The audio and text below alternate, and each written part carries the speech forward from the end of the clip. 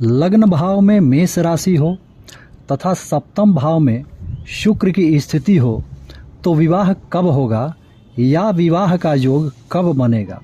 सर्वप्रथम यह विचारणीय है कि सप्तम भाव में कौन सा ग्रह है, अर्थात शुभ ग्रह है या पाप ग्रह है। सप्तम भाव जिसे विवाह या जीवन साथी का स्थान भी कहते हैं, उसमें शुभ ग्रहों की स्थिति शुभ फलदायक एवं पाप ग्रहों की स्थिति से अशुभ फल की प्राप्ति होती है।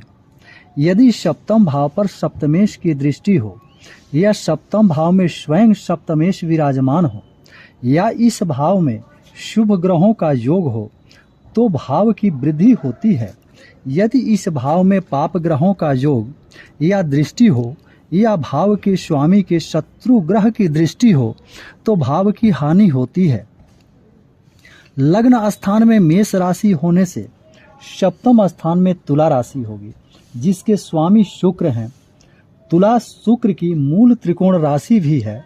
चूंकि सप्तमेश स्वयं सप्तम भाव में विराजमान हैं जो परम शुभ ग्रह शुक्र हैं, तो ऐसी स्थिति में विवाह का योग शीघ्र बनता है।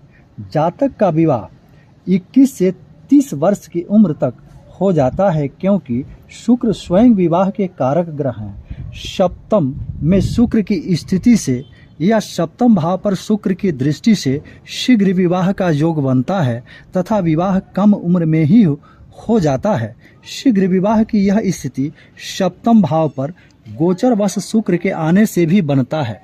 शीघ्र विवाह का योग सप्तमेश शुक्र पर गुरु की दृष्टि से भी बनता है। कन्या जातकों के विवाह के लिए गुरु की दृष्टि सप्तम भाव पर बहुत ही शुभ होती है, जबकि पुरुष जातकों के लिए सप्तम भाव पर शुक्र की दृष्टि काफी अधिक शुभ होती है, जिससे शीघ्र विवाह का योग बनता है। गुरु की दशा अंतरदशा में एवं शुक्र की दशा अंतरदशा में भी शीघ्र विवाह का योग बनता है। गुरु एवं शुक्र के उदय होने पर भी शीघ्र विवाह का योग बनता है।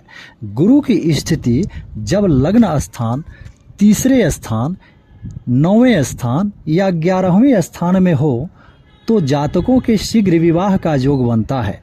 यदि शुक्र लग्न भाव या 7वें भाव में हो तो भी शीघ्र विवाह का योग बनता है। अतः गुरु बृहस्पति कन्या जातकों के विवाह कारक ग्रह हैं तथा शुक्र पुरुष जातकों के विवाह कारक ग्रह हैं। कृपया वीडियो को लाइक एवं चैनल को सब्सक्राइब अवश्य करिएगा।